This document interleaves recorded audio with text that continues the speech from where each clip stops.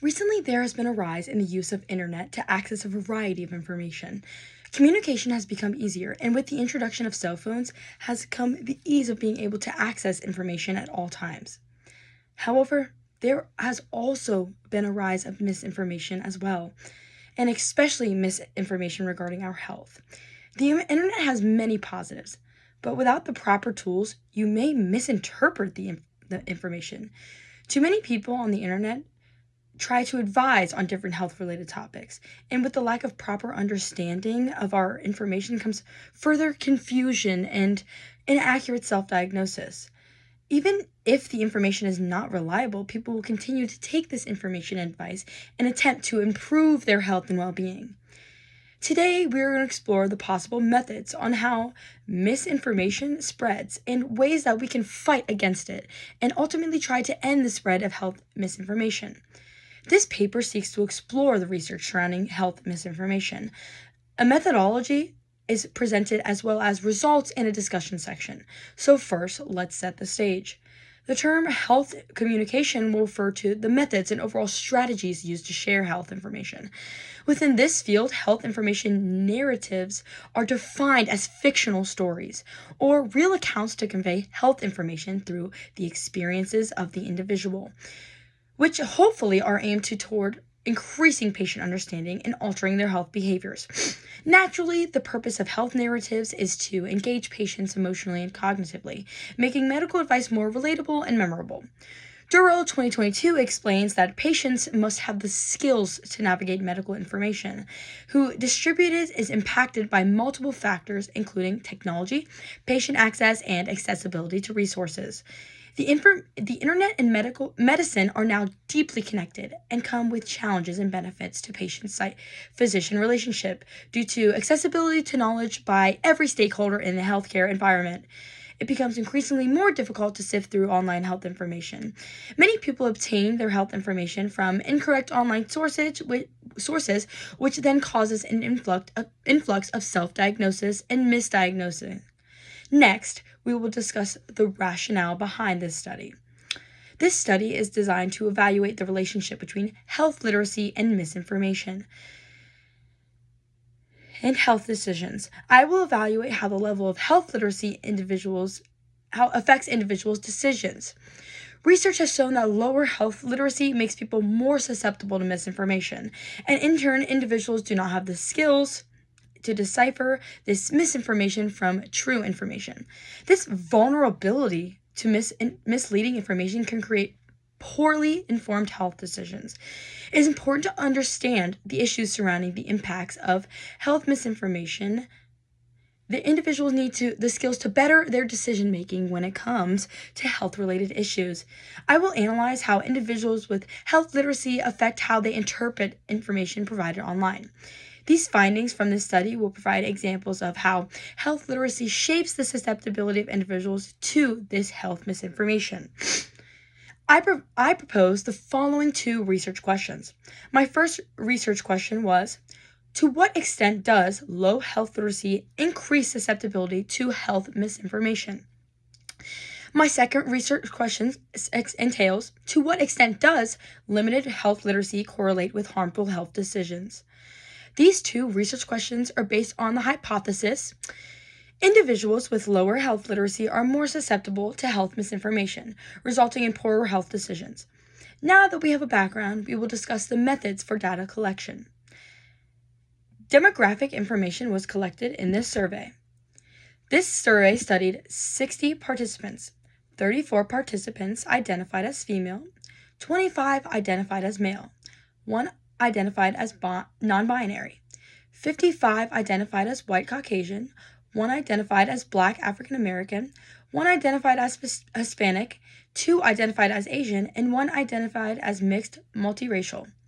Finally, for the age of our participants, 56 were between the ages of 18 to 24, 1 between the ages of 25 to 34, and 3 between the ages of 25 and 44. From my research questions, I have derived 3 variables to measure during our data analysis. These variables are health literacy, health misinformation, and health decisions. To measure these variables, I decided to task to take on the task of distributing a surveys that will help me understand why is it that people rely on the internet to obtain health information. The research surveys were distributed via social media through group chats and platforms. With the methodological framing in mind, we will return to the proposed hypothesis, as well as discussing these findings. Returning to the research questions. Research question 1. To what extent does low health literacy increase susceptibility to health misinformation? An independent two-tailed correlation test was conducted with a p-value of 0.0706. Unfortunately, there is not a significant relationship between low health literacy and susceptibility to misinformation. Research question 2. To what extent does limited health literacy correlate with harmful health decisions? An independent two-tailed correlation test was conducted with a p-value of p equals 0.011. There was a significant relationship between limited health literacy and susceptibility with harmful health decisions. But what do these findings mean for us?